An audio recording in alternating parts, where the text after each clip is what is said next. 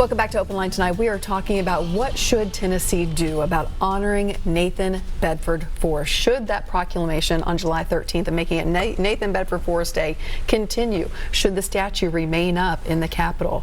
That's what we're talking about tonight. Our guest tonight is Dr. Rubel Shelley. Thank you for being here once again. We're going to get right to the phone lines as promised. Bob is on the line. Bob, thank you for your patience. Go ahead with your question or comment. Bob, are you with me? Yes. Thank you for hanging on. What's your question or comment tonight? Well, you know, the history is written by the winners. And the doctor here, he has his little says, you know, but we forget the war was actually started over taxes, not slavery. You know, and we honored Sherman. Sherman walked through the South, he stole and burned everything he could. I mean, how would you like it if we honored John Wilkes Booth?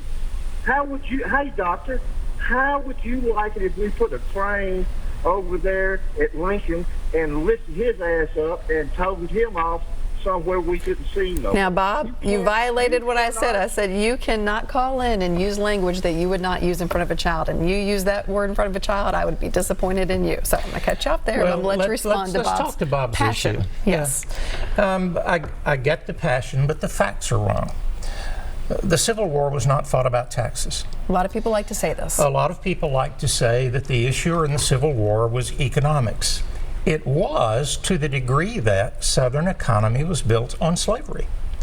So if you want to say it's economics and taxes, it's economics and taxes growing out of an economy that's built on cotton and that depends on not the mechanical apparatus used to grow, harvest, gin cotton today, but on slavery. So it's not a matter of history being written by the winners. Some of the most astute Southern historians at the University of Alabama or the University of Mississippi or the University of Tennessee will say the same thing, that the economy of the South depended on one factor, and that one factor was not manufacturing. The manufacturing centers were in the North. It was on plantation life and cotton, and plantation life and cotton were sustained by dehumanizing African American people and using them in perpetual poverty so that they would fuel the economy. So the facts are simply wrong. All right, let's move ahead to Carol. Carol, thank you for your call tonight. Go ahead. Is this for me? Yes, it is. Carol, welcome to the show. Go ahead. Thank you. You're welcome. I understand that before Nathan Bedford Forrest died, that he was one of the first civil rights advocates in Memphis. And also when he passed, there was over 300 black people that honored him and came to his funeral. I don't think that we need to destroy our history. We need to learn from it. Okay, let's talk about that. A lot of people say it's not about erasing history. Let's not do that. What's your response? Oh, let's not erase history, but let's not glamorize the dishonorable parts of our history. If you mention, as an earlier caller did, John Wilkes Booth, I don't want to purge the name of John Wilkes Booth from the historical record, but I want to name what John Wilkes Booth did. He's not heroic. He committed an act of murder and assassination.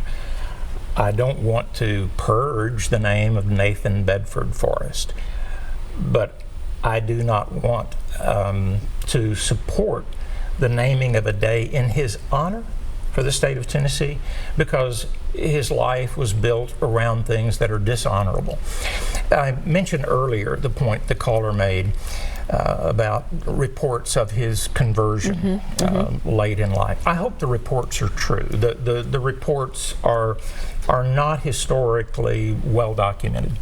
There are some who say, well, yes, that's true, and some who say it's not. Let's assume it's true. And let's assume there were people who were African American who chose to attend his funeral.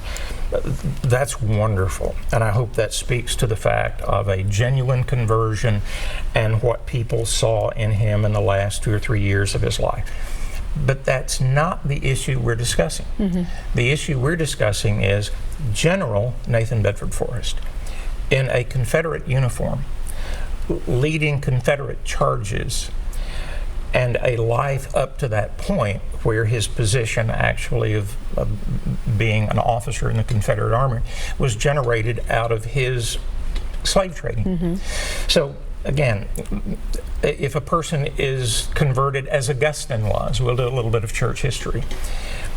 Roman Catholics specifically, and Christians generally, read the Confessions of Augustine, or Augustine, some say, and glory in the post-conversion life of Augustine and read the things that he produced.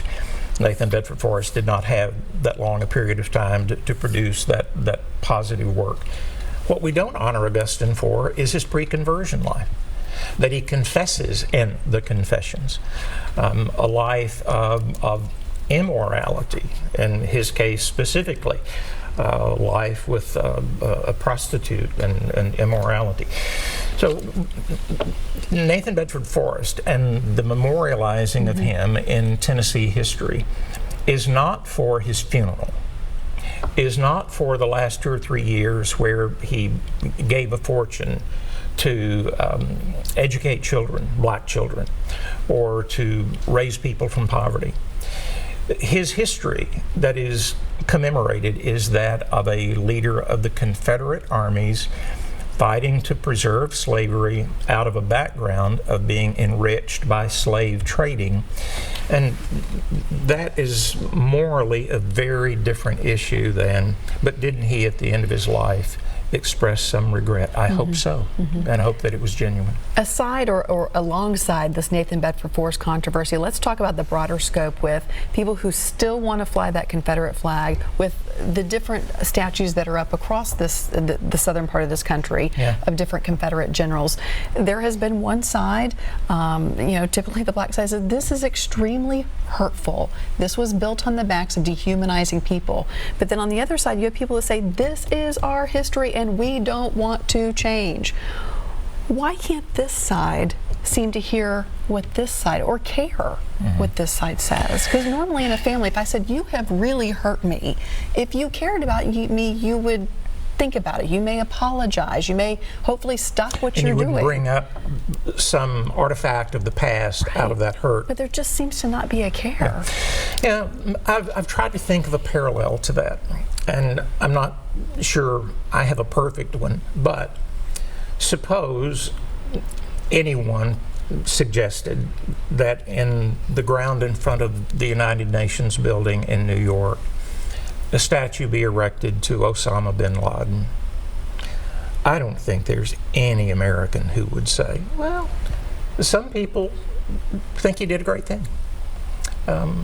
People in some parts of the world cheer him. So, who are we to protest? So be it. So be it. Yeah. Or, if not a statue to Osama bin Laden, a flagpole, and the ISIS flag is run up. The ISIS flag says to Western civilization, not just Americans, but to Western civilization, we hate your civilization. We believe your civilization is corrupt. We will have no peace with your civilization. We want to destroy Israel. We want to destroy America. We want to destroy Great Britain. The ISIS flag is not a neutral state flag that when it is flown, well, it's just like showing respect to France and Canada and Germany, and it is a flag of intense anti-American sentiment. The stars and bars of the Confederate flag may, to a white Southerner who has not really thought too deeply about the issue, it's just a part of my heritage. But to the caller, and a couple of them tonight who are, and I know it's fingers on a chalkboard to people who are as Southern as I am, but don't have the same sentiment that I do toward it. Try to think in these terms. How could a black person view the Confederate flag except in much the same way all Americans, I think black and white, view the ISIS flag or a statue of Osama bin Laden? It would be an insult to our nation, to our values, to our freedom, to our respect for one another as human beings. So it's not a perfect parallel, but it's close enough that I think it bears some thought. The Mormons have had to apologize for their attitude toward the blacks. I think it was 1999. Southern Baptists made an apology for the Southern Baptist Church, the separation over slavery, the Civil War. Churches of Christ came up against this just a couple of weeks ago at an event in Tennessee called the Diana Singing. I don't know if it's an annual thing. I've never attended it, but it was in both the local and national press. That when some people did sort of a parade and a celebration, somebody put a Confederate flag up high. And some of the people who were there, mostly white people, were offended by it and went to the organizers. What does this mean? And they apologized for it. They said, we don't pre-approve who participates. We don't pre-approve what kind of vehicle. We didn't know it was going to happen. We'll do our best to make sure it doesn't happen again.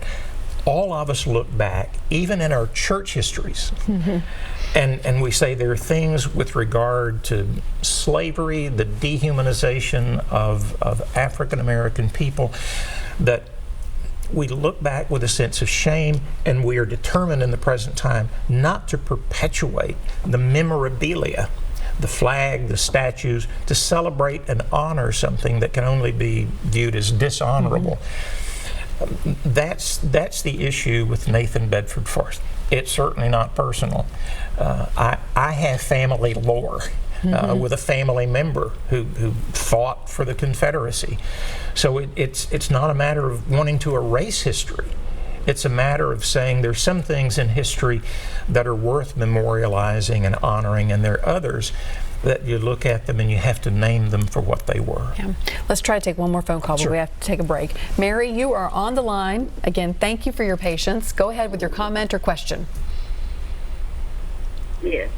Yes, ma'am. Go Hello? ahead. Yes, go ahead. You have the floor. Well, all I want to say is, you know, our black history, by destroying so many of the white statues of history, we may be destroying the black too.